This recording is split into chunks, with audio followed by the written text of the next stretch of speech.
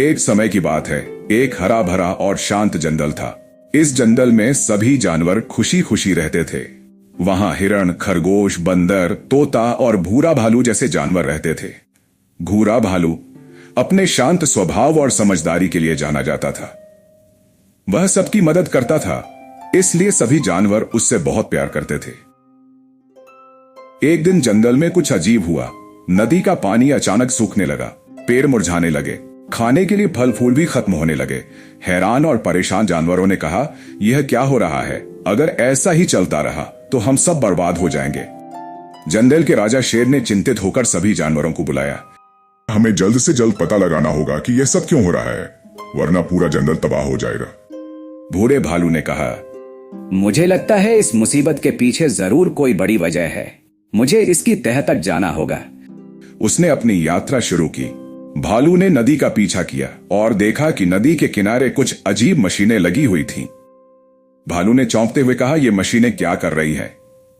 ये तो नदी का पानी खींच रही हैं। उसने थोड़ी दूर और चलकर देखा। इंसानों ने जंगल के पास एक फैक्ट्री बना दी थी। ये फैक्ट्री नदी का सारा पानी ले रही थी, जिससे जंगल सूख रहा था। भूरा भालू जंगल वापस लौटा और सभी जानवरों को सच्चाई बताई। सब जानवर घबरा गए। खरगोश डरते हुए बोला, अब क्या होगा? इंसानों से लड़ना हमारे लिए बहुत मुश्किल है।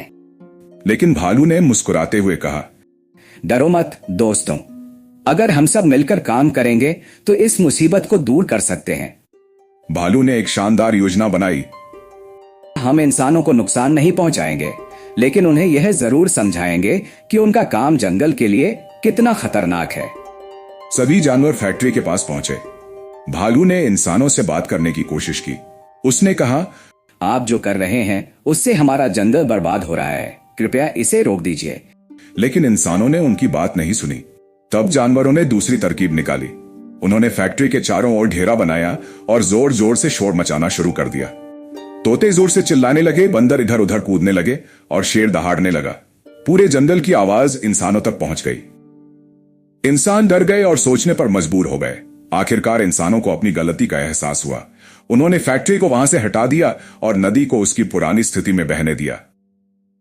धीरे धीरे जंगल की हरियाली वापस आ गई।